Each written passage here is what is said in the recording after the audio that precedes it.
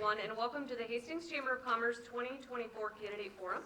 We appreciate the partnership with News Channel Nebraska to bring this event live this evening. Tonight's event will feature candidates for the mayor and the Hastings City Council with questions that were prepared by members of the Hastings Chamber of Commerce Government Affairs Committee, Board of Directors, staff, and members of the public. We appreciate the candidates for being here and sharing their time and views with our community as we all prepare to get out and vote. Joining us tonight are the mayoral candidates Jay Becky and Jackie Cranton, Ward 1 candidates Mike Anderson and Raquel Marr, Ward 2 candidates Larry Consbrook and Rick Clam, Ward 3 candidates Maggie Esch and Jody Stutzman, and Ward 4 candidates Brian Hoffman and Craig Hubbard. To help this event run smoothly and to be respectful of those watching at home, we have a few ground rules. Please turn your phones to silent. If you need to take a call, please step outside of the room. We ask that attendees in the audience refrain from discussion while our moderator and candidates are speaking. We want to be as productive with our time this evening as we possibly can. If you have a question throughout the event, we have volunteers with cards and they will be walking around. They can pick up your cards, bring a new one, so just raise a hand. And next, I just want to introduce you to Michael Shively of News Channel Nebraska. He's our moderator for this evening.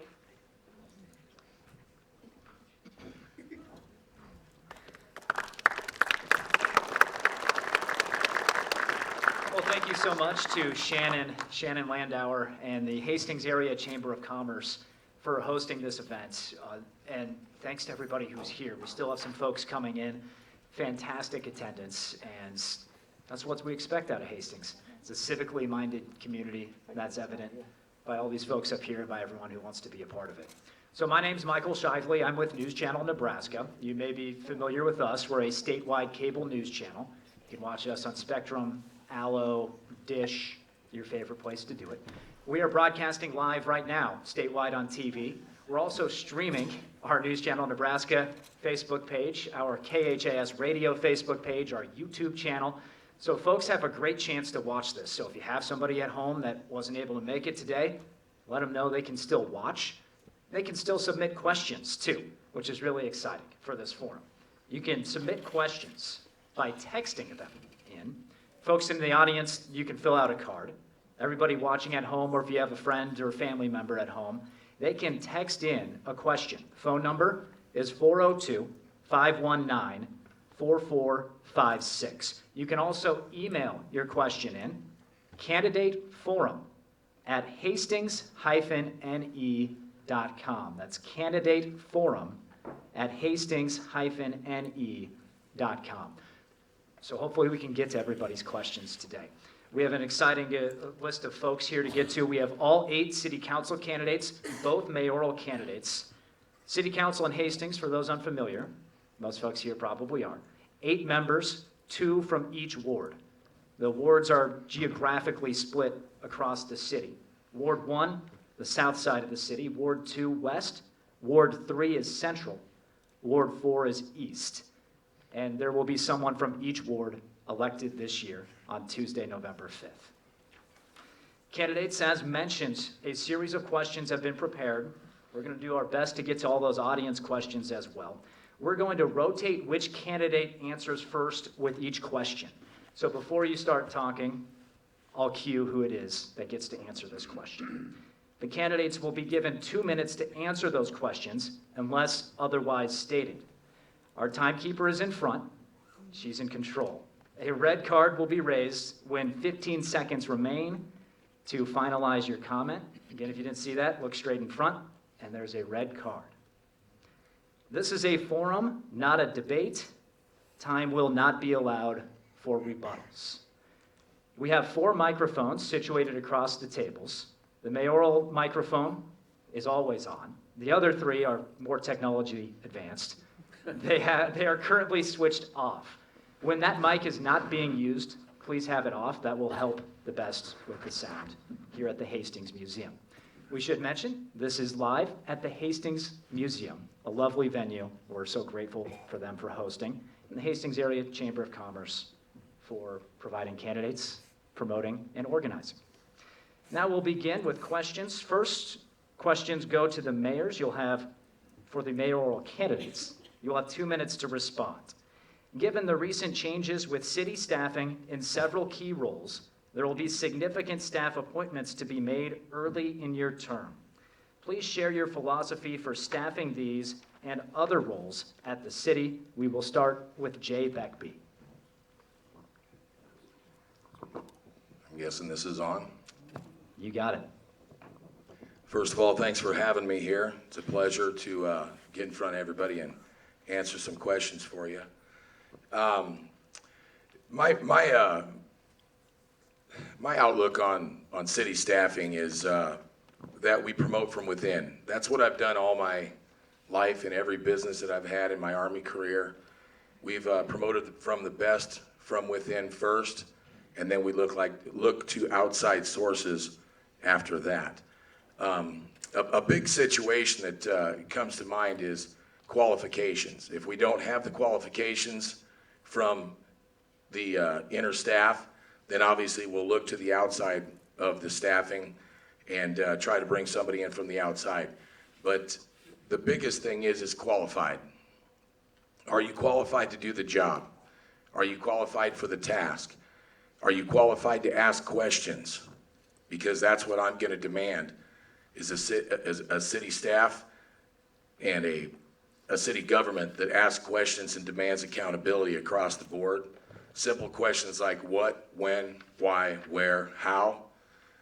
I think that's very important. I think that's something that's been lost in the last decade or two, is the accountability that we hold over a city staff. We are the oversight for the city staff, and I will require my city council to ask questions and demand answers and also perform a checks and balances for the city staff. But from hiring the city staff and those positions from within, we will do that from a inside the organization position and then look outward if we can't fill those positions from inside our organization. Jackie Cranston. Again, yeah, thanks everyone for having me as well. It's on if you just Oh. angle it a little bit more. I have Yep. to angle it, sorry. Yeah, it's different not having an introduction, going right into the meat. I think our city staff is pretty good right now. Most of the people here, I don't look at as, several key roles. I think there's a couple key roles that we've had recent turnover, and so I think, again, there can be good candidates within. The nice thing, as of right now, we have an interim city administrator, so to me, hiring a national search firm is absolutely crazy to spend that kind of money. Last time when we did that, I thought, those are some expenses that you can cut by using the staff you do have to even find people. Having your city council to make decisions right now, just right now, we have an interim city administrator who is currently interviewing. I don't know if he will apply for the job, but we can see how he's doing internally before we even have to look externally, and the city council can attest to whether that's a good or a bad thing. So I think just leaning on the city council as well. Talking to staff, I know this summer I sat down with the outgoing utility director before he left to get his feedback on different things that he had done within the city, to see what he thought went well in the city, what didn't went well, hiring stuff, asking about different personnel. So I think just having communication with the people that are here and getting their feedback as well, that's kind of in our business. What we do as well is a lot of our stuff comes from referrals as well. Is if you run a good business, which I hope the city is as well, that people are going to want to work here and you're going to get good applicants as well. All right, thank you to the mayoral candidates. The next question is for city council candidates. The preparation of the 2025 budget brought a lot of discussion around balancing the budget, which brought up deferred maintenance, potential cuts to city services, and delay of capital projects. When considering being a part of the budget preparation next year, please state your priorities for a balanced city budget. We'll start with Michael Anderson. You'll turn the microphone on and be ready to go. Good evening. Good evening. Is it on? Okay. I thank you all for being here, first off. There's a lot of other things you could have done tonight, and I appreciate that you guys came here to see what your future looks like. To answer the question, I think first off, we all, as mayor, city council, we need to see the numbers. You can't make any decision sitting up here looking at this question without knowing what the numbers actually are. And to reduce a budget does not mean that you have to reduce services. It just means you need to put the money in the right places, and you may be able to actually increase services due to money that you're wasting in one place that could go to another place. So I think I can't really answer this question for sure at this point without seeing what all the numbers are, without talking to department heads and seeing what their actual needs are, and what the staff needs are, and what the community needs are at that point in time. And there's a lot that can happen in the next 6 months that could have a big bearing on what this budget ends up being. Raquel Marr. Thank you for having me here, and thank you for coming to listen to us. First of all, I will get to be talking to the city council board and get to know the numbers and stuff, talk to the community and see where we need to work first and what priorities we have. I can't promise anything until I get to the seat and see what we have something to work with. Those were the candidates for Ward 1. Now we move to Larry Consbrook. Good evening, and thank you for coming this evening. One of the primary reasons I threw my hat in the ring is a year ago, my head about exploded over the 10% increase in the city budget. So I'm a numbers person, and that got my attention real quick. To answer the question, I read into it just a little bit about somebody's already whining about what might be cut. In visiting with the folks of our town, the single moms, the lower income people, the fixed income people will all sit and tell you how tough it is right now to make ends meet. And it shouldn't just stop there. It should roll right on to the city side. If folks are hurting, then your budgets don't need to grow. And I'm kind of like Mike, maybe there's plenty of fat out there. We just need to have somebody look at it and go after it. And one of my approaches for budget is going to be, if you spent $10,000 last year in the department, I'll give you $10,100 or $200, and you figure out where you need it the most. Rick Clam. I have looked at the current city budget, and this is some things I can tell you specifically about that. There's been a lot of talk recently about cutting the city funding by attrition of employees. I think that we need to be reasonable and responsible to that. We're assuming that the city is overstaffed in that regard. But as you look at the budget, that if you take an employee who's at the pay grade 8 and they retire because they've been here 25, 30 years and they've earned their retirement, and you replace them with somebody at a pay grade 1, that's a 30 to 40% savings immediately in that payroll for that specific thing. The other thing we look at is in cutting expenses, we need to be reasonably responsible, okay? Do we defer maintenance? That's not usually a good idea to defer maintenance on buildings and equipment. Did you know that a budget has two sides to it, right? The budget has the expense side, but it also has the income side. 52% of the income that the city reports in their budget comes from property and sales tax. That means 48% comes from other places. That 48% is made up of payment in lieu of taxes, which is a big portion of it. That's $9 million.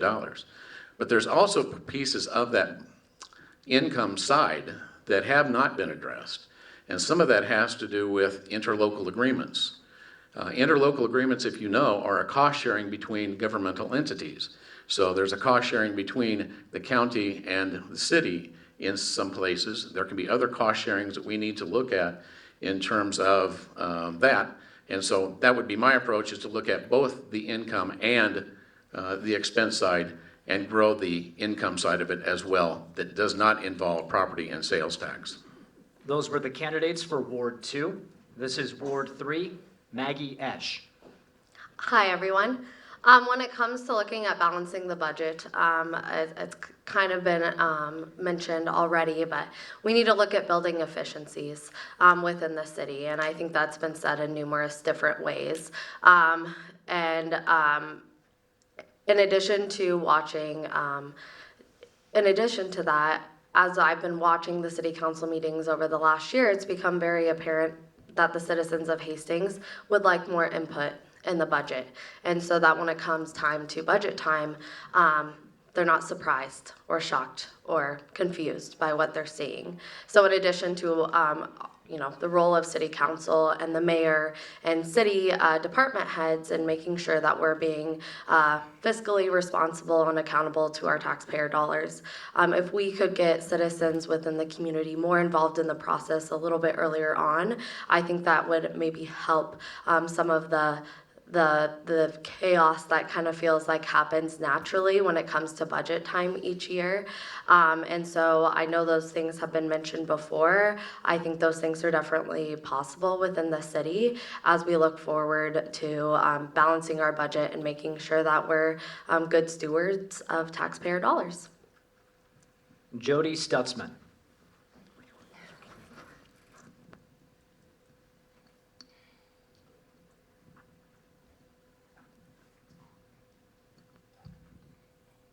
Good evening.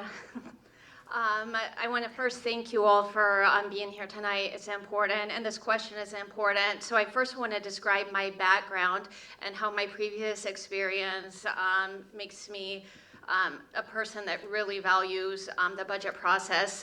In 2021, I received my Master's in Business Administration degree with a focus in strategic management, taking courses in corporate finance and accounting principles, not only thinking at a business level, but a global level. In my day job, I oversee a budget that is completely taxpayer funded through a grant through the U.S. Department of Labor. We get no more money or no less money, and so I have to decide how we allocate that money throughout the state. So when I think about the city, it's important to talk to each department, just like it is each region in my job, and really visit with them and their needs, and just have the conversation of what needs to be done now, so it doesn't cost more later, and really looking at services. I don't believe in straight across the board budget cuts. I just feel that would be crazy. If you think about when you need a service, police or fire, you don't want to have one less staff person that can't come to your house. So conversations and strategic thinking are really important on how the decisions that we make with the budget today affect us not only next year, but 5 and 10 years down the road. Those were the Ward 3 candidates. Ward 4, Brian Hoffman. Good evening, and thank you all for coming and communicating with us about your priorities as citizens. So when this question, I looked at it when we first got here, and I thought, wow, this is a good question for me. I've been budgeting in nonprofit organizations for 15 years. I currently work with a $3 million budget with the college. The college budget is over $50 million. And so I am a part of a budget process the same way the city's doing it now. And so I know the techniques to use in order to get certain things under budget, within budget, and where you need to spend. So 15 years of experience in that field is my background in that. So a couple of different things. The budget process is not easy. April 13th is the day that the city council and the mayor and the administrators work together in a work session to start working on that budget. So April 13th till September, that budget process is in place. The citizens of Hastings had an opportunity starting June 17th to talk about their budget priorities. So when you think about the ability to have input into the budget, you have those functions. The citizens are choosing not to. I still look at the Engage page today. 0 comments from the citizens about the budget. So if you want to have a voice inside this budget process, start speaking up. When it comes to these budgets, Some of the other things I have an experience in is I've negotiated contracts with others. I've negotiated a contract as a chief negotiator for a contract for a staff union. So I understand the importance of overall personnel budgets and how cuts can happen. I also understand how attrition can happen through budgets. I also understand how things like healthcare has a large portion of the budget that comes into play. So when I see this thing about budget cuts, keep in mind we're seeing a 900,000 increase in the budget just based on property tax increases this year. So degradations of services are happening, but we can improve on that. So, Craig Hubbard. Good evening, Hastings. It's great to see everybody here. Pretty excited about this election cycle. The amount of involvement from the citizens has been amazing. I think it's probably the most involvement I've seen in my 33 years here in Hastings. So it's great. Glad you could make it tonight. When I look at the budget, I think of our property tax burden that we're all burdened with. The city, part of that property tax, is a minimal piece of the pie. However, I think we can do something at the city level to maybe reduce some of our tax burden. And by doing that at the city level, we can maybe show it can be done at the school district level, at the county level, so forth and so on. So when I look at the city budget, and I have the 353-page copy of the original draft sitting on my desk at my office, it's taken me quite a while to go through 353 pages. And when I look at that, the first thing I think is we need to streamline that budget. There's too much paperwork there. For most people to sit down and go through that budget, line item by line item, page by page, it would take several weeks. When it comes to the council in September, and they have a matter of a month to try to go through and look through before they have to vote on it, that's not enough time. I think the process needs to be started back the way it used to be, where the council would sit down with each department and work with the departments individually to figure out what they can cut out of their budget. There's a lot of fat in that budget. There's a lot of fat that I see that can be cut. I'm a small business owner. I've been a small business owner for 22 years plus. When I want to buy a new piece of equipment, I might want a brand new piece of equipment, but I know that doesn't fit within my budget. So you got to look at ways to make that work. There's multiple ways we can do that. I think when it comes time, when you go into the election booth on November 5th, you need to vote for those that are going to be responsible with your money, with our money. This is the Hastings Candidate Forum, live from the Hastings Museum. This question is for all candidates, mayoral and council.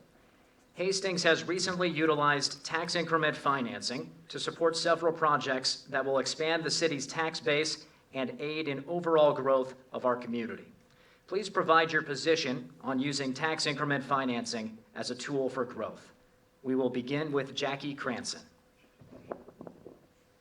Well, usually I'm pretty short, so if I could bank my other time for this, but no, tax increment financing, I'll start off by saying it's a tool that everyone around the state is using. If you have an issue with it, you need to talk to Dan Lanowski and Michelle Smith, because that is where it is legislated at.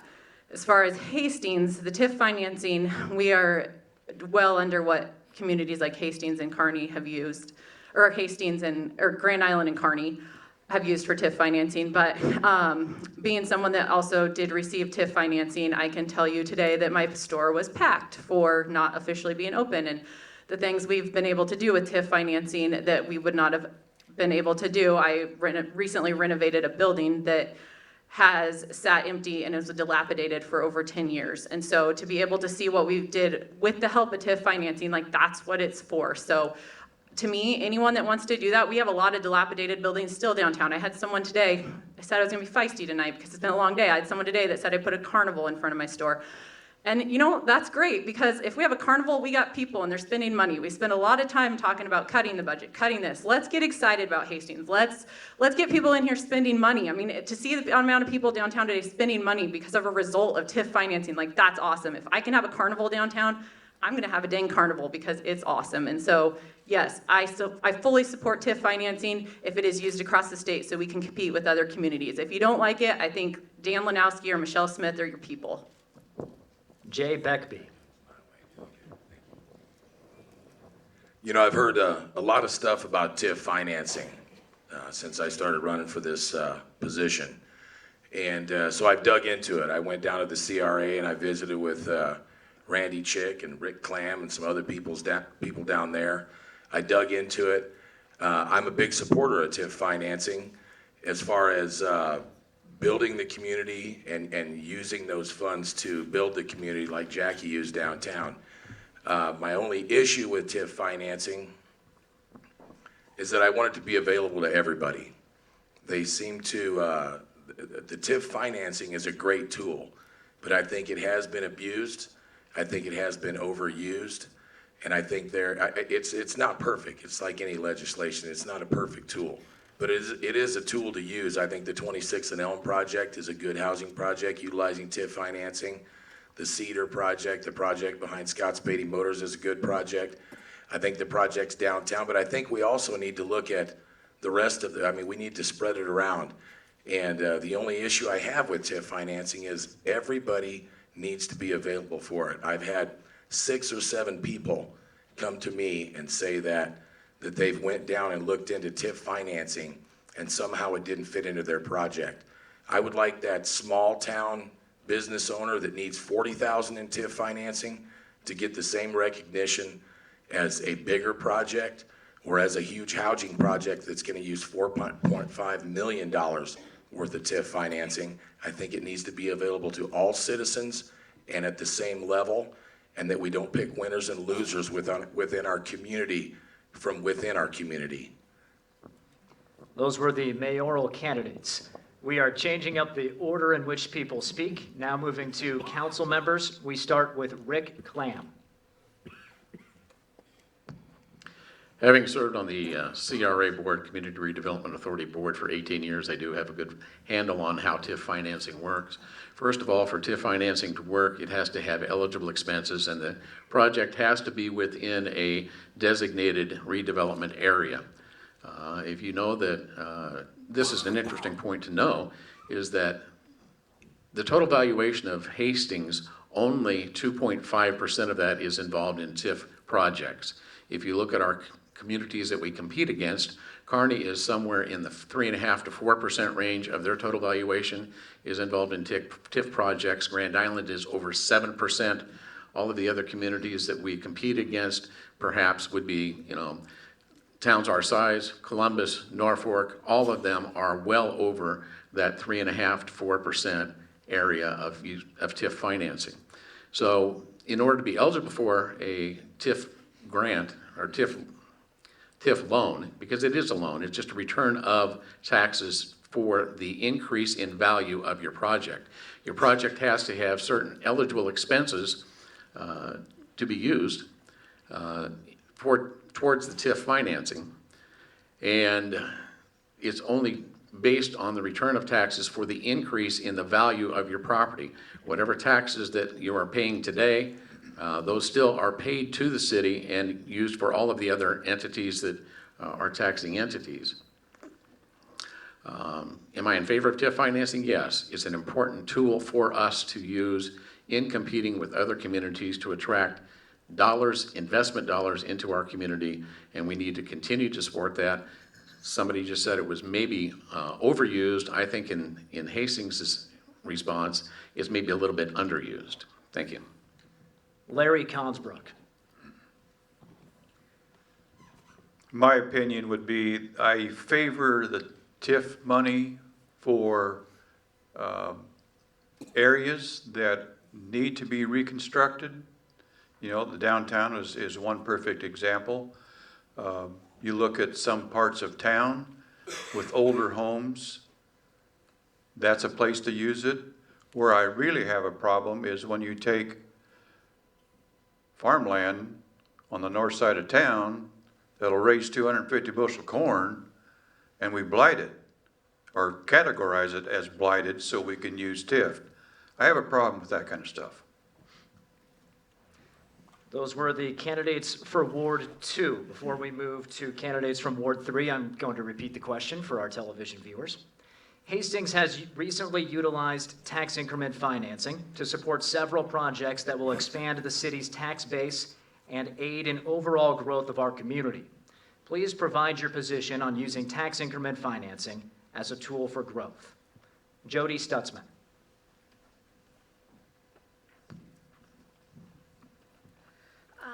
First, you can look at my voting record. For the last over 2 years, I've been a member of the Planning and Zoning Commission in Hastings and have had several TIF projects come before us. I never approve something without asking questions, and so I can tell you the projects that I voted yes on for TIF funding. One of them was recently a meat processing facility expansion. They were needing costs to cover infrastructure. That TIF financing would bring an additional 40 jobs to Hastings. Another project I voted yes on was a husband and wife team that builds homes. They started building homes just behind Menards in the North Park Commons area, and I could see just the joy in her face when she talked about just the American dream of starting their own business and seeing it grow. TIF has also provided funding for a healthcare clinic in Hastings. Healthcare is really important for us as a community. Not only does it help the people that live within our city limits, it brings others from outside the community to Hastings. When they come to Hastings, they fill up their car with fuel. They go out and get something to eat, just adding more dollars into our community.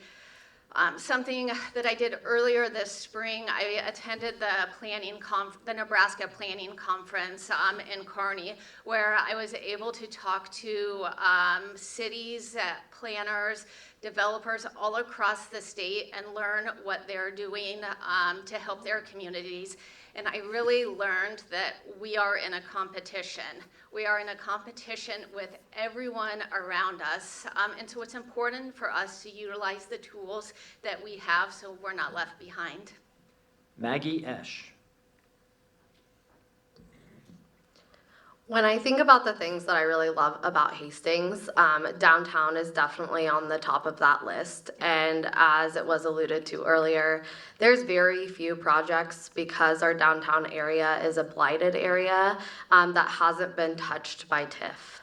I can't imagine what our downtown would look like if we weren't able to utilize a tool like TIF.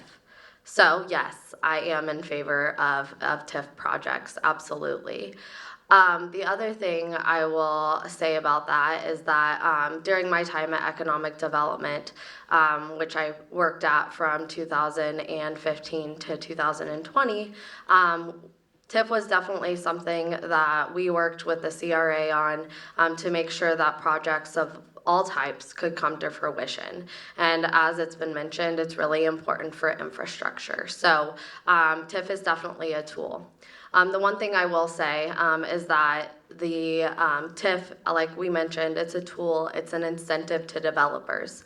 So if we are questioning the uses of TIF, what's our incentive to developers? We currently don't have a significant tool like TIF in our community. A lot of communities don't. That's why we continue to use TIF as a tool. There are other funds out there like LB 840. That's something I definitely think our community needs to take a closer look at. Other communities comparable to ours are utilizing that incentive as well. And that is something that we could also use in addition to TIF in our area to continue to incentivize development, make Hastings a place that we continue to choose to live in, and a place that brings a lot of people to our community so they can continue to spend their dollars here too. Those were the candidates for Ward 3. These are the candidates for Ward 4. Craig Hubbard.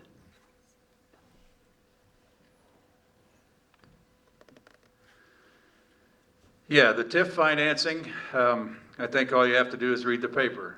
I think you can see that TIF has been abused statewide, and the state auditor is looking into a lot of communities on abuse of TIF.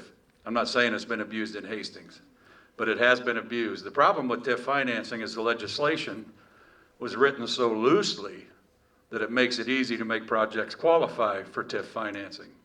Out of all the projects I've seen, the only one that I think really qualified for the TIF financing was the expansion of the packing house. The TIF was supposed to be designed to bring in industry, jobs, sales tax dollars. However, when you look at Hastings, if you need to drive a nail and you go to your toolbox and the only thing in your toolbox is a crescent wrench, you're probably going to use that crescent wrench to try to drive that nail. It might not do the job, but you can probably get the job done. TIF is the only thing we have in our toolbox right now. That's the only thing we have in our toolbox to offer incentives to investors, to builders, to development groups. We have to look outside of that toolbox and come up with some different incentives to help incentivize people to come in and invest in our town. We cannot just rely on TIF financing. It's done some great things in Hastings. I think there's more that we can do outside of using just TIF dollars. And that takes a group of people that are willing to look at different options, to think outside of that box, to reach out to other communities, to reach out to the state level and figure out other options we can find. Because sooner or later, the way things are going, that TIF train may come to a stop. Brian Hoffman. So I've been serving on planning and zoning for 2 years. I was appointed to that position from the city council and appointed by the mayor. And in that time frame, there's been in the TIF financing realm, over 600 homes that are currently in the condition of being built, anywhere from Hastings College to downtown development to the 26th and Elm, also the meatpacking process plant that we approved here not too long ago on that planning and zoning. The main thing is this Hastings is hurting in homes directly, so we don't have enough homes here in Hastings. And so when people say you're using TIF financing to bring homes to Hastings, I'm proud to say we're going to be bringing homes to Hastings. We have a lot of people that are living outside of Hastings that are coming in and driving here, and all that money is lost. All that income, all that property tax is being lost in that process. So I'm really, really proud to say that over 600 homes are being generated in TIF financing over the past 2 years that I've been on that group. So, and the other thing people need to be reminded of is TIF is a loan. It's not just free money from the state. It's a low interest loan for people. When the calculations are correct, you can apply for it for the development of an area that's been blighted, right? So the other options that I'm working with in that space, and I keep on asking Chad every single time we have our planning and zoning meeting, is a micro TIF financing that is eligible for homes or smaller projects in the community. Those are valuable resources. I can look around Hastings and see a lot of empty lots. And for a developer, it's very expensive. I'm sure many know what it costs to build a house. And the interest to build those homes are very expensive. And so if we can find a way to use micro TIF financing to help build, somebody wants to build a garage onto a place, those are going to be some options we hope to make available to our citizens in Hastings. Thank you. Those were the candidates for Ward 4. Here are the candidates for Ward 1. Raquel Marr.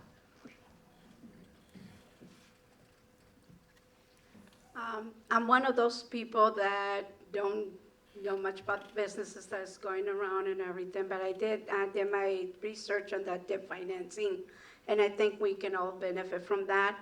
I would like to see more businesses coming into town, and that will reduce our taxes on our property. Also, I'm a single person working, just trying to maintain my house, and it will help the community that with the low resources to renovate their homes, remodel their homes and stuff like that. But I'm 100% for the TIF financing, and it will bring more businesses for those people that travel out of town, and they can get a job here in town to be able to pay for, and bring the money here in town. Mike Anderson. Okay, so we have the 26th and Elm project, and there are houses on Pacific, McDonald, and 14th Street that were used to help jump across the railroad tracks to blight that farm ground. What about the people on Pacific, McDonald, and 14th Street? What do they get out of TIF? The developer makes money off of TIF, but those people that had their houses blighted, what are they getting? The next thing, the taxes are deferred so they pay taxes on the base amount of what the property was that they had to pay for it.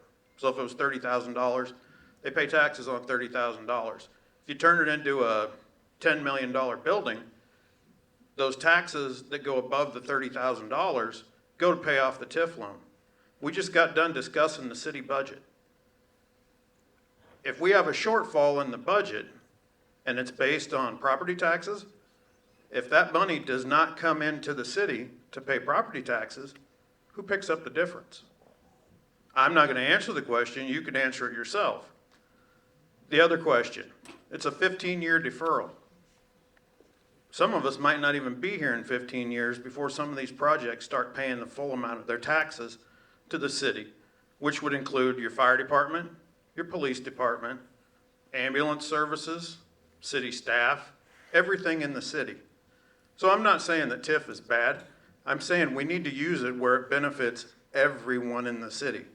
We can't just benefit individuals. It's got to be projects that will benefit, 200 people, 300 people? Or does it benefit 10 people or 15 people or 20? We are now moving to our publicly submitted questions. That's something people could do in advance, and it's something they can do right now. As a matter of fact, you can still text in your question or email, but do it right now. Here's the phone number, 402-519-4456. You can also email candidateforum@hastings-ne.com. Here was a previously submitted question from the public. It is for the mayoral candidates. You'll have 1 minute. As business owners, how will your approach to business leadership be reflected in your approach to leading the city? Jay Beckby. I've listened to a couple candidates that have talked about their qualifications and the boards that they had served on, and I just wanted to point out to everybody that I haven't served on any boards, but I have been a citizen of this city for almost 50 years, and I've got an MBA in business ownership for over 35 of those years in 12 different small businesses in 6 different cities throughout the state. So I just want to point that out as a qualification. As we get this to the business question about business owners and how we will approach our business leadership, I've been working alongside employees. I've been working with cities for over 35 years. I've been working with budgets. We got to a question earlier about budgets. A real common sense idea about budgets is it's no different than your own household budget. It's all done with common sense, and you just work together to get to an end, a means to an end, and the means to the end is what is good for the citizen of Hastings. Jackie Cranston. All right, well, I also, yes, I'm a business owner. I own Small Town Famous downtown that my husband and I have ran for the last 10 years in Hastings, and before that I was in Omaha and Grand Island. So through my business, I've gotten an opportunity to travel the state, clear from, I always say, little towns like Valentine, Takema, all the way to Ogallala and every little town in between. So I've gotten to see what a lot of cities do great and some of the things they don't do so good. And so, but being a business owner, just the leadership, we've just tried to continuously grow, just finding ways to grow, finding cool things. I know the focus is a lot of budget stuff. I feel like in our business, we sit and in the morning, I always joke my employees can't come in early because I need some quiet time before they ask me a million questions. So, you know, I sit in the morning and I do our budget stuff and I go over that, and then the rest of the day, we do the fun stuff, like the exciting stuff, like getting excited about Hastings. We have such good staff within our city. We have so many good people that are involved, and just within our business leadership is letting the employees do the work and getting excited for the work that they do. No micromanagement here. We try to watch them. That was the hardest thing when I started before I met my husband, is that I just didn't want to give up control, but just letting other people do the good work and appreciating people that help you run your business every day. This is the Hastings Candidate Forum, live from the Hastings City Museum. We are taking questions from the audience. These were submitted today. These are in the public's words. And this first question is for the council members. Representing a ward means representing ideas that you may not personally support. How would you handle voting on an issue when the majority of the feedback you receive goes against your personal view? We will start with Ward 3 and Maggie Ash. So when I worked for Hastings Economic Development, we were always dealing with we were dealing with multiple industries all the time. We were working with a variety of different individuals, and we were working on a variety of different projects, and therefore there were a lot of opinions that were coming in as well. I learned in my time there, and I continue to learn now as a small business owner, that you have to be willing and open to listen at all times. So that is something I think I do really well. Yes, I have my own opinions about things because I really want to inform myself on the things I ingrain myself in. But listening, especially in a seat like this, to the people within your ward about what their opinions are and why they feel that way is extremely important if you want to be in this seat. I am very comfortable with people not having the same opinions as me, and that is completely okay. But I think we can learn a lot from one another, and something that I feel like I can handle well in this role would be if there's a question I can't answer, I'll find the person that does. Jody Stutzman.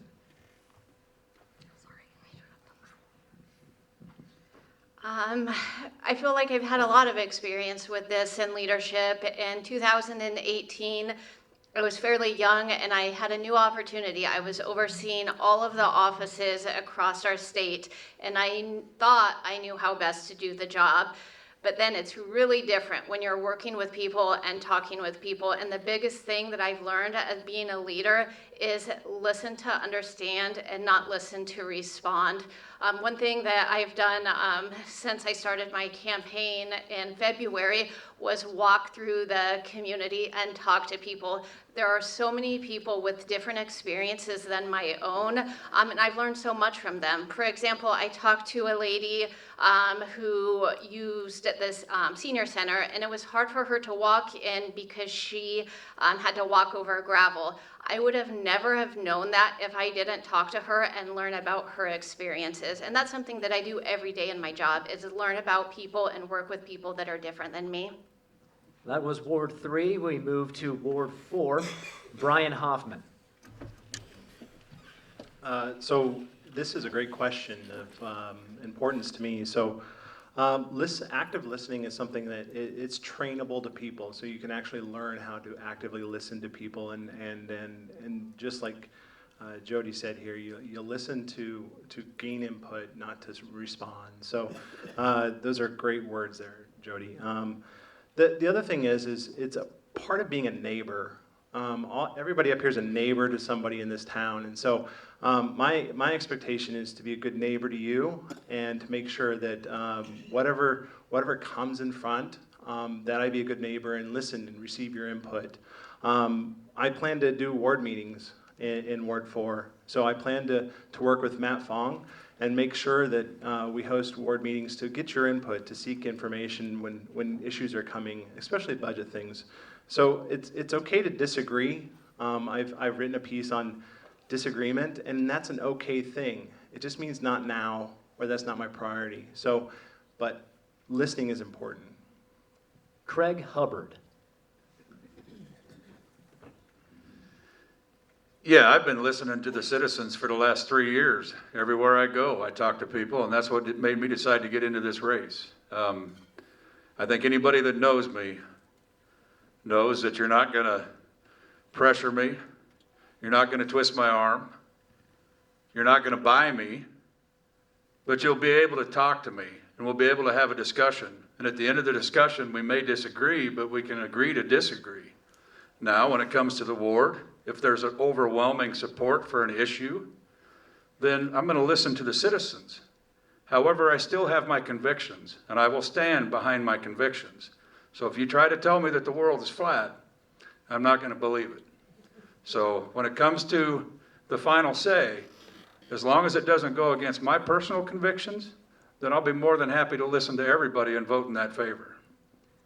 Council candidates are answering questions from the public right now. The question currently on the floor to the candidates is, representing a ward means representing ideas that you may not personally support. How would you handle voting on an issue when the majority of the feedback you receive goes against your personal view? Now for candidates from Ward 1, Mike Anderson. So on that topic, I would say, first off, there's a right and a wrong. And I'm firstly going to determine what right and wrong is. That's going to mean that I'll have to get information, I'll have to get facts. We recently went through a pandemic, and there were a lot of decisions made that I didn't necessarily agree with. And a lot of people, there was a lot of discussion, a lot of turmoil about things that were done. There were a lot of people who protested in front of City Hall. And I think as a council member, you just have to look at the facts, and you're going to have to go with what you see as right. Sometimes the citizens may not have all the information. Sometimes maybe all the council members don't have all the information. But in the end, you're going to have to make the decision that you can live with. And that doesn't mean that you don't take into account the citizens' voice. I, for one, want to represent the citizens. That's my number one priority. But I have to make that decision that I can live with along with them. Raquel Marr. Okay, it's a position I hold as the correction officer at the Sheriff's Department. I have to listen to a lot of the inmates so negatively, they don't like to follow the rules, but there's always, I'm a good listener, and there's always compromise. I have to get the facts and figure out what we need to do and stuff, and not to argue with them or anything, just to listen. And the main thing is just to compromise. Candidates for Ward 2, Larry Consbrook. I sat on the school board for 12 years. I sat on the co-op board for 30 years, and most of that time was either as a chairman or a vice chairman. And so you get to monitor a lot of discussion. That's what I would be the kind of person I'm going to ask questions. Question, to see if we can come to some sort of compromise.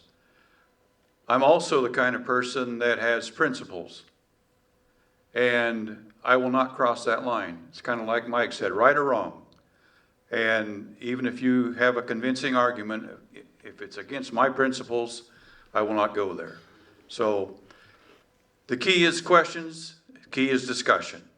And serving on the boards that I have, I always figured that you, the voter, or the person that put me in place in those jobs, knew who I was and knew my principles.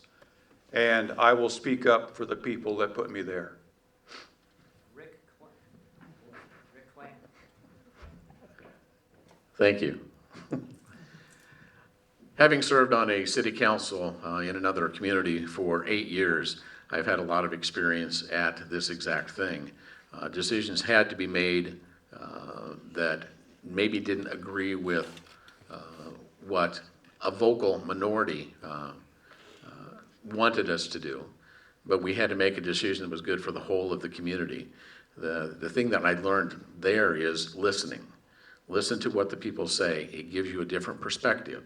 Listen to both sides of the argument. It gives you a different perspective. And it makes you really think about the decisions that you have to make. So that's what I would do, is listen. But first, understand what the entirety of the project is, the entirety of the issue is that you're trying to make the decision on. Know the facts, listen to the people, make the decision that's best for the interest of the entire community, not just a few.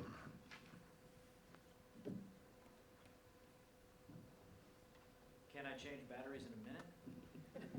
Test. I can change batteries in 1 minute. All right. We'll move on to the next question. Again, these are public submitted questions.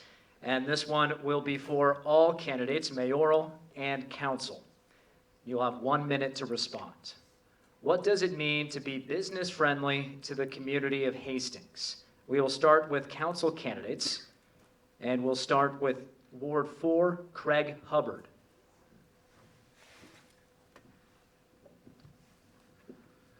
This has been a large part of my platform since I started running.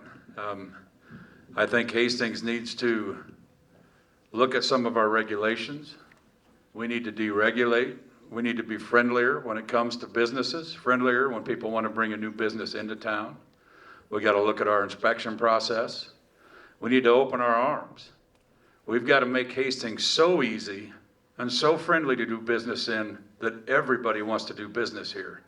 That being said, we can't just focus on bringing in new businesses. We've got to look to the existing businesses that we have. And if one is struggling, maybe we can look at them as a community and say, what can we do to help you? What do you need? We need to look at our current industries and see what we can do to help them develop, to help them grow, as well as bringing in new industry. Hastings is a great community, and I think we've seen over the last few years there's been issues. There's been issues with our regulations. There's been issues with our inspection process. We got to simplify it. Brian Hoffman. Yeah, so when it comes to business friendly, some of the things you have to keep in mind is you have to have a good advocate board or an advocate like the Chamber or the Hastings Economic Development to bring in those businesses. I said on the City to State address here about 3 weeks ago and got a great understanding of how manufacturing can move to rural Nebraska. And there's some great opportunities that we do have that's coming our way. But we have to make sure that they are aware of all the opportunities that we have. And so one of the things I'm working on in the comprehensive plan is the zonings that we've had. We have places that are zoned right next to a meatpacking plant that's currently zoned for residential. Does anybody here want to live next to a meatpacking plant? I think not. So looking at current issues that we have in our zoning and regulations, we have to take a look at that stuff and get it correct before we have people coming into our community that wants to develop here. So, thank you. Now to Ward 1, Raquel Marr. Okay, bringing the businesses here is that to open our arms, like Brian said, being more friendly to the community and in town, to the businesses that we have, make sure that we know what they need and make sure they're okay. Bringing the people that comes in to, say, how can we help you? I'm one of those people that likes to be around people, and I'm a social person, so they call me the little butterfly. But being able to say, make it easier for the businesses to grow, even the businesses that we have here and the businesses that are coming in the future. Mike Anderson. I think one of the better ways that we could make Hastings more business friendly is just like when you look at the houses up on McDonald and Pacific, we have a bean field that we're going to develop, and we're going to pay a developer to make houses out there. We've got businesses that have been in Hastings for 25, 30 years. We need to take care of those businesses. We need to make sure that they're strong before we give incentives to a new business to come into town. And I'm not against new business. I would love to see wages in Hastings increase considerably because there's a lot of people in this town that aren't making much money. And they are struggling to make ends meet. They struggle to retire. So we need to bring new businesses into town, but we need to reinforce the small businesses that we have. We need to ask those businesses, what businesses could we bring in town that would enhance your business, that would make you more profitable? The question submitted from the public is, what does it mean to be business friendly to the community of Hastings? We're asking every candidate, and they have 1 minute to respond. Candidates for Ward 2, Rick Clam.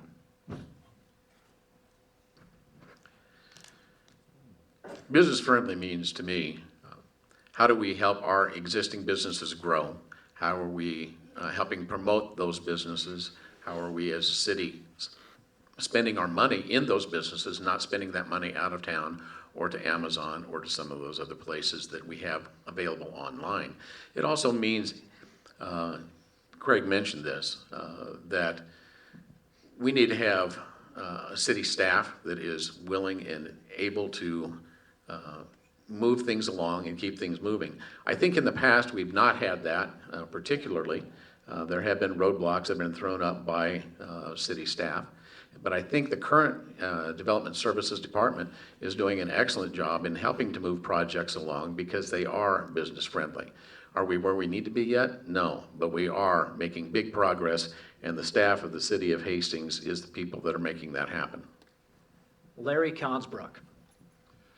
I've heard complaints from a few people through the years that a lot of times inspections or rules or regulations are not equitably enforced against everyone or for everyone. So that goes to Rick's comment about staff that goes out and does that. We need to have staff that is, what you want to call it, business friendly. You know, don't throw up every roadblock you can think of. Your I's not dotted, your T's not crossed. Some of those things should be able to slip through the crack and not make an issue and make a roadblock for them. Now to Ward 3, Jody Stutzman.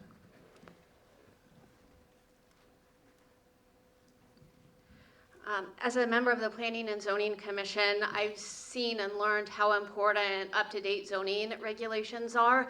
I'm very proud of the boards I've served on. In fact, I was just appointed to the Greater Nebraska Workforce Development Board and also sit on the Strategy and Innovation Subcommittee with the State Workforce Board. And when I think of business friendly, it's also making sure that businesses have the adequate workforce when they look at us. I've been doing workforce development for over 12 years, making sure that we're identifying industries and sectors that are going to stay in our community and not become obsolete within the next 5-10 years. And then also working with communities to train and develop workforce training plans so that people in our communities can have access to the jobs that businesses will bring in. Maggie Esch. So at the city level, there's a couple things that we can do. We can eliminate red tape, which we've heard in different ways on this panel tonight. Something that the city heard over and over and over again over the last few years, and they've been working hard to do so. And then also, our role as city council is to approve things that support the infrastructure to support business.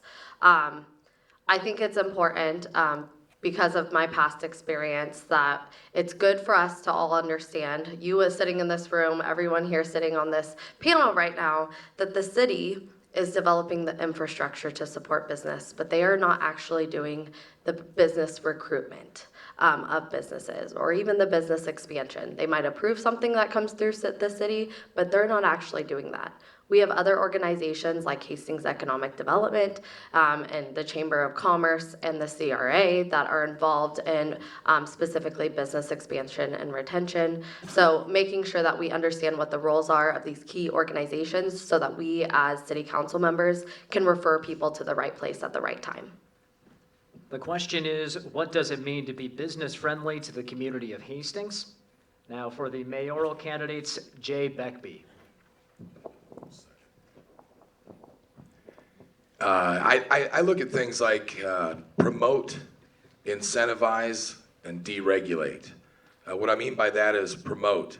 Use the HEDC and the chamber, and expand them into a group that wants to reach out to business that wants to land here in Hastings, and use all of our advantages, whether it be the two intersecting railroads, whether it be the centralized location for distribution in the United States. All of the incentives that could, whether it be the great population and the safe city that we have, the good police force that we have, use that and promote it to industry to bring them to Hastings. Incentivize. Use tax incentives. Use utility incentives. Use land incentives. Push something to their table so they will bring their business to Hastings. Also deregulate. I've heard from over a half a dozen developers from Kearney to Lincoln to outside of that source that it is too tough to open business and the regulations are too tough here. I'm not looking at being unsafe, but maybe work with the regulators or the inspectors to work on action plans where we can open our arms to these businesses, let them come in, start business operations, and then accommodate their safety measures. Jackie Cranston. So I think everyone in this room has a responsibility to grow business in Hastings and to promote Hastings. The reason I ran for city council, or not city council, that was 2 years ago, for mayor, is that I sat at a council meeting and Joe Kindig with the Pine Patch was trying to expand his business. Someone just talked about treating our current businesses. And there was a guy behind me after a long hearing of people. I think we need to pay attention to the way we act when businesses come up to talk to the mayor and the council. A guy behind me, he kind of just let out a ugh, because people had been hounding Joe about the permit he wanted for I don't know how long. And I just looked at him, I go, oh, you're not from here? And he goes, no, and I'm embarrassed from your town. I'm on the council in Olathe, Kansas, and this is embarrassing. So I think if we want to grow business in Hastings, we need to, as citizens, promote business. Today, someone came to me and said, it is shameful that you took a poll out. I took a poll out so people could take pictures of my sign so that we could grow business in Hastings and they would know about a business here and it wouldn't be in the way. I mean, just the way we act as citizens, and up here, we have a responsibility. And I think that if we want to grow business in Hastings, we need to promote how great Hastings is. We have about 25 minutes left and 3 questions. I think if we hustle, we'll get through them. Questions from the public. This is for all candidates. What are the city's impediments to growth and how will you fix them? We'll start with Ward 1, Mike Anderson.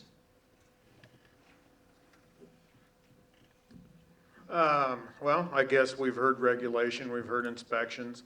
I would say that I would need more information on the inspection issue. I would like to know whether the past inspector had been doing their jobs. When you look at City Hall, you have to wonder, how could you be in a building and it's falling down around you? So I would say, as far as these businesses that can't pass inspection with new inspectors or a new inspector in one department, I would say that I wouldn't want to point my finger at that one inspector, because if somebody prior to him wasn't doing their job, and then you bring a new guy in and he's seeing all these flaws, he's got to correct them. And that makes him look like the bad guy, and maybe he's not necessarily the bad guy. So I would say that we need to look at the overall picture. Yeah, we need to reduce regulations. Okay, I'm done. Raquel Marr. Well, first of all, we will have to go through the regulations and check out, get the type of a business that's coming into it, and check out what are the dangers on that, or what's the downfalls on that. But mostly it's just checking out the regulations and making sure that our city and our community, works together with them. Ward 2, Larry Consbrook. Would you repeat the question, please? What are the city's impediments to growth and how will you fix them? Well, I think that question was pretty well covered in the last question. Are we friendly to someone coming to town?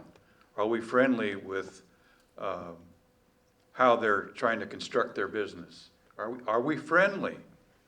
Because if we're not friendly, then that's just going to be an impediment to someone who's interested in our good city. Rick Clam. To me, growth of a city is not just growth of individual businesses, but it's the growth of the city as a whole. We have a tremendous asset and partner in the HEDC and the Department of Economic Development. The impediments to growth right now, and have been, is housing. We're addressing the housing issue. We're going to continue to address the housing issue. We have great partners that we need to be able to work with, and the city council and the city administration need to be supportive of inviting new businesses in, and supportive of people who want to invest their money, as well as some of local support money, into growing those businesses and growing our housing. And then the last part of that whole equation is, we are going to need to address at some point in the very near future, how do we improve and help with the child care system and get people able to place their kids in wonderful child care that we already have and grow the ones that we have. Ward 3, Maggie Esch. I think the biggest impediment to growth for Hastings is in workforce.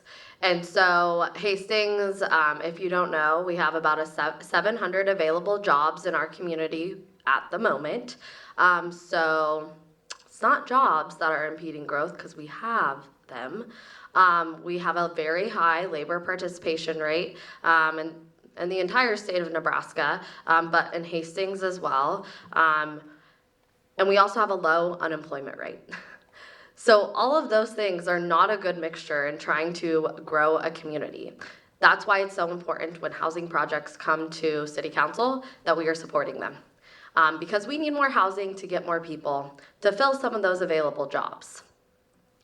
The other thing that definitely impacts me and friends of mine as we're choosing what community we want to be in is childcare. Childcare is not readily available. I'm grandfathered in finally, 2 kids in, that's great. But there's a lot of people who are now just starting their families, and that is definitely an impediment to growth in the community that they're going to be in. Jody Stutzman. I believe our impediment to growth is ourselves. I'm fortunate enough that I have a job where I travel across the state and the country talking to elected officials at the state level and the national level. I believe we need to talk to everyone and get Hastings on people's radar, not only to bring business in, but also funding opportunities. I don't believe that the burden should be on all of us. There's so many funding opportunities to bring things in through state and federal grants. Also, just telling people how great our community is. When I travel across the state, I hear all the time people coming to our community to go to the locally owned stores. And when I travel across the state, I don't go to the national chains. I ask what do the locals like? And so I believe we need to focus on that, and that will bring people here. The question is, what are the city's impediments to growth and how will you fix them? Ward 4, Brian Hoffman. So in this time, I wrote down 3 things that I think that is the priorities here. Is one, I think we have a big negativity that is in our social networks and our media today. We need to change that attitude. We have to be on board with making Hastings great. So we are great, and we're going to grow, and we're going to be fantastic, and I want to be part of that. 2, we are being outpaced by the Tri-Cities. So if that's the case, we have to find our niche. So what is that? And we got to find out what our story is. And to that, I think we have to focus on our colleges. We have great skilled workers coming out of Central Community College. We have Hastings College that provides great students, which will create great workforce. We need to focus on them and how can we retain them in Hastings. And then the other one is, and I work on advisory boards all the time, is we have a workforce of under 2%. So we need to be able to make sure we're providing a great workforce, and that requires housing development. So those are my impediments and priorities. So, Craig Hubbard. Yes, I mean, it's been the same problem for at least the last 20 years. Probably the number one thing is housing. 20 years ago, they did a study and said within 10 years, you're not going to have enough housing. That's going to be the biggest hurdle Hastings has to conquer. It took about 16 years before Hastings finally started to really do something about the housing issue, so we're quite a ways behind that. The other thing is our regulations, not to keep going back to the same thing, but we got to be friendlier. We've got to be friendlier. And then we can't just focus on economic development. That's what we've been doing for the last 20 years. We haven't grown at all. I'm not saying you haven't done your job, but let's look outside the box. The problem with economic development is it has a history of picking winners and losers. We need to look for sustainable economic growth. With economic growth, we can equal sustainability, where our housing, our industry, our retail jobs, they all grow hand in hand. We have all the resources for it. We just got to figure out collectively how to make it all work together. Mayoral candidates, Jackie Cranston. Well, I'll go back kind of again. I think something that is an impediment that we can correct is just the positivity. I'll share, I don't want to call anyone individually, but I had read a story, one of my friends talked about going to Norfolk to their new Riverwalk, and she said, I almost didn't go because all the locals said, oh, it's boring, it's terrible. And she's like, it was the most amazing time. And when I read it, it just reminded me of things I read about Hastings and what people say about Hastings about various things. And I think we impede ourselves to growth and to excitement. I mean, someone's always on there, I didn't like this about that, I didn't like that, just, like my light pole today, I didn't like that. Who cares? You have so much else to see. You have 3 floors of things to see. I mean, and I see it all the time. When a new business opens, we're negative. We have to get past that, and I think that if we need to get out of our own way if we want to grow Hastings. Jay Beckby. We've heard candidates mention a lot of issues and impediments, from housing to daycare to regulation. I'm not so sure that those are not the same impediments in other cities and that they face the same issues as we face. We've done this like Craig mentioned, we identified housing years ago. I think the biggest impediment is our leadership needs to get down to brass tacks and do something about it. Instead of sit around and talk about it and discuss action plans and strategic plans and do surveys, and everything that we've done has been ridiculous. Let's get down, let's take our gloves off and let's get to work. Let's work together. Let's unite a city council towards one goal, which is the citizen and our needs and these impediments that we need to overcome. And let's get something done instead of talk about it. And I think if we get people together, we can. We just need the leadership. This is a question from the public. It is for all candidates. They will have 1 minute. The question is, how do you see change in Hastings with 4 new council members and a new mayor? We will start with Ward 2, Rick Clam.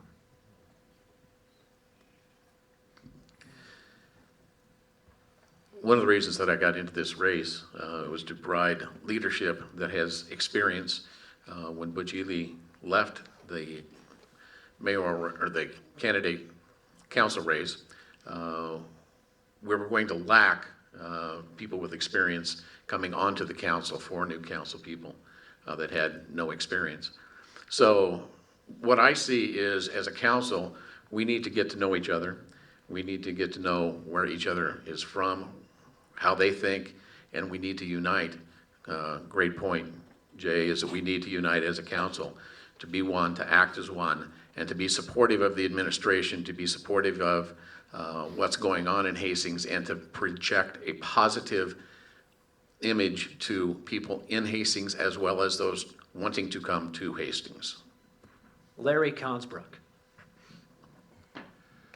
I believe through the years, I started out just a couple of years out of college with the school board job, working with the co-op board for 30 years, American Legion for 50 years, church, we've been involved there for 55 years. There's other organizations that I've dealt with too, but I've drawn a lot of leadership skills from those jobs, leadership experiences, and not only leadership experiences, but several of the jobs have dealt with the financial side. So I bring that experience along with me too. And I think drawing from that, the new people can put things together and get to know each other, know how they think, and I think we can move forward positively. Ward 3, Jody Stutzman.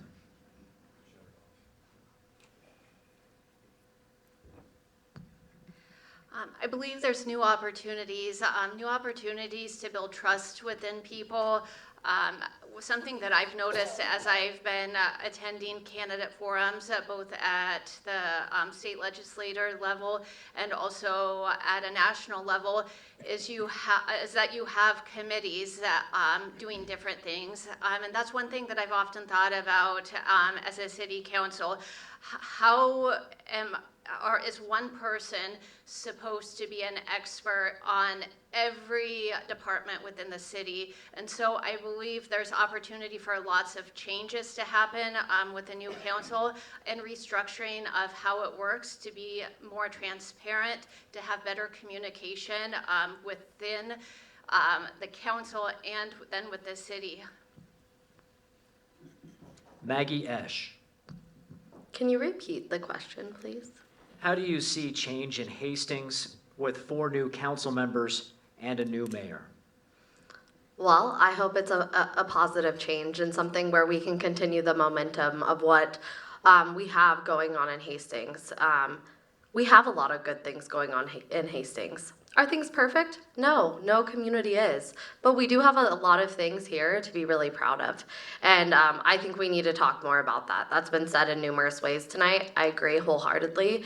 I would not choose this community to raise my family and build a business, rebuild a business in if it wasn't for thinking it was a great community. I'm not going to stay somewhere I don't like. So I hope that we can bring some positivity to council and really keep the momentum moving forward. I also am excited when there's any fresh faces on council. I think it's an opportunity to reinform ourselves about what role each organization plays. I think that's really going to set a good foundation as we move forward on what our role is as council members, what the mayor's role, what the city's role is, and how the other key organizations in the community, what their role is as well, so we can move forward in a positive direction efficiently. Ward 4, Craig Hubbard.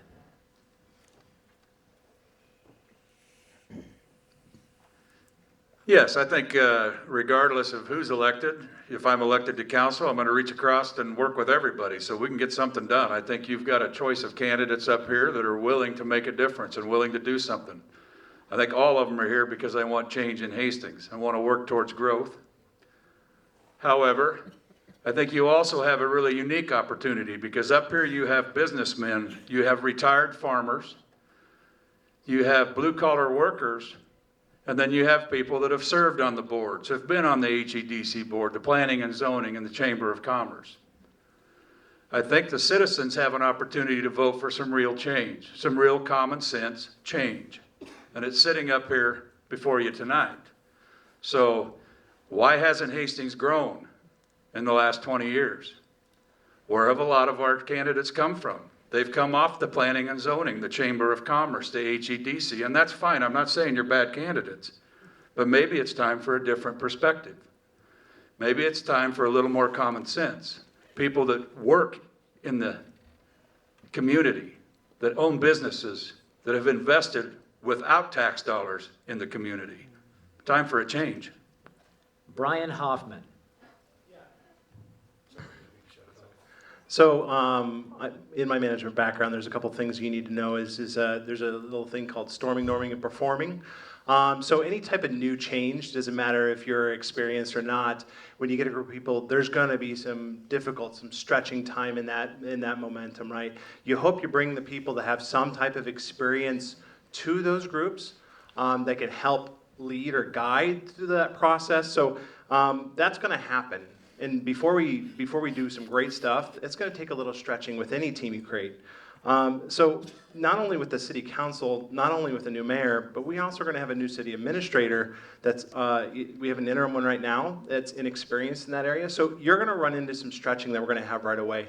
That's in any type of organization or business when you have all these different new players coming into play. So we need to keep that in mind. But I'm thankful for the people that have the experience already in some type of city capacity or a nonprofit or some type of community organization that'll bring us a little closer to that understanding of experience with nonprofits or budgeting and processes. So thank you. The question is, how do you see change in Hastings with 4 new council members and a new mayor? Ward 1, Raquel Marr.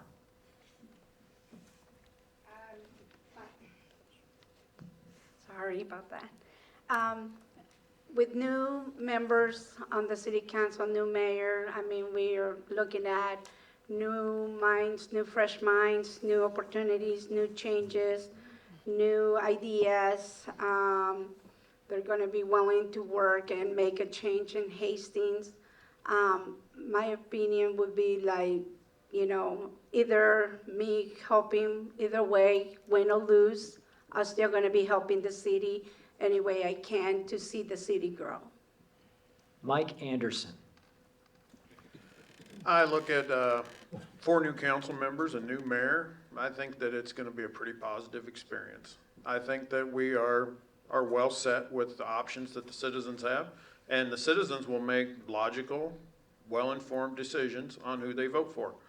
And then our job is to represent the citizens who elect us into office. And that will be my job, my focus, and I'm sure everyone up here will listen to the citizens in their ward and listen to what those citizens want in their ward, and then we will all come together and we will grow the whole city of Hastings. Because I know there's a lot of people in Ward 1 that feel like they've been forgotten. I know there's a lot of people who work in factories or construction workers who feel like they're forgotten, that nobody represents them. And I will represent them all, or all the people up here will represent them. But I want the citizens to know, this new council, the new mayor, we will represent the citizens, period. Mayoral candidates, Jay Beckby. I keep going first, I think. I don't know. But I look at the mayor position as a team leader. And I think in this new era of 4 councilmen and a mayor, you're going to see a lot more engagement. And I think that's very important for a mayoral, or for a mayor and the city council candidates. I think with anybody you get up here, I think you can see that we're highly engaged in what the citizen wants. And that's going to be my priority if I make it to that seat, is that the council will be unified and will be engaged with the citizen. Whether it's on Engaged Hastings or like I like to do it, I like to go out and just mingle with the people and get the ideas and the flow of what the ideas are of the citizens of the community, and then lead from that example. Jackie Cranston. I think that is an awesome opportunity to get new people in here. One of the things that I had said when I started is, when you look at some of our boards, we have so many people that have served so much time, but I like to mix things up. And, you know, I served on planning. Well, I'll go back. I was over there with Craig at a meeting about masks, that we didn't like masks. And I thought, I need to get involved because I don't like decisions being made. So I volunteered my time to be on the planning commission. So I don't think we should knock people that are on these boards. You know, that's how I did get my start. I don't think that makes me any more unqualified than anyone up here. I think having a good mix of people, whether it's people that are on boards or people that haven't been on boards, I just hope we have a good mix of new people, and I'm really excited for change. I think that there's a lot of good people up here, and whatever mix of people, I think we're going to make it work, and it's going to be pretty great, and I'm excited. So This is our final question, and 30 seconds for the answer this time. While we tend to focus on challenges, there's a lot to be proud of in Hastings. Please state your favorite thing about our city. How about we reverse it? We'll do Jackie first. Mayoral candidate Jackie Cranston. opportunity. My favorite thing in Hastings is there is so much opportunity here. If you just look around, there's so much you can do here. We've been here 9 years, and I continue to find ways that we can personally grow, our business can grow. I think people just need to look around. So opportunity in Hastings is my favorite thing. Jay Beckby.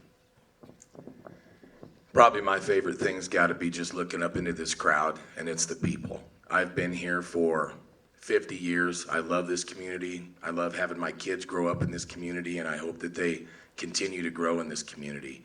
And all I want to do is represent the citizen and represent their best interest going forward, and engage with the community and put our best foot forward. Ward 1, Mike Anderson. The citizens. We've knocked on a lot of doors, and when you meet people at their house, it gives you a different perspective as to who that person is. That person driving down the street is one thing, but when you knock on their door and they come to their door in shorts, no shirt, no shoes, that's personal. And I think that's what we need more of. We need to be personal with people. We need a board of communicating with citizens. Raquel Marr. I said the people here in Hastings have a lot to offer, and we have, just by looking at everybody, they can open your arms and greet you no matter what. You're having a bad day, they'll give you the smile. But Hastings has a lot of growth also, and Hastings has given me a lot, and I want to give back to Hastings. Ward 4, Brian Hoffman. So I wrote down, we have a great educational system. We have a fantastic educational system. And so I'm going to borrow the lines from our colleges. And one of the things that they do is we maximize our community And then we also allow people to pursue their passions. And so I'll lean on that as what we have that's wonderful in Hastings. Craig Hubbard. It's all of you. It's all of you. It's the citizens. It's the community. That's what I love about Hastings. That's what I fell in love with 33 years ago when I was going to college here in Hastings. It's the community. And I have multiple communities. I have my church community. I have our school community. I have my music community that I've been friends with some of these people the entire time I've been in town. My work community, the people that I work with, the people I work for, and I love every one of them. I'm passionate about the city of Hastings, and let's get her done. The question is, while we tend to focus on challenges, there's a lot to be proud of in Hastings. Please state your favorite thing about our city. Ward 3, Maggie Esch. I'm going to say downtown. And you're probably like, that's a little bit different approach than everyone else. But the reason I'm saying that is because it represents so much of what our community is and why I fell back in love with my hometown. So it represents small business, which I love. It represents a community of people. It represents young professionals, innovation, and all of the things, and development and growth. All things that I feel like are incredibly important when people, you guys, are all choosing a community to be in. Jody Stutzman.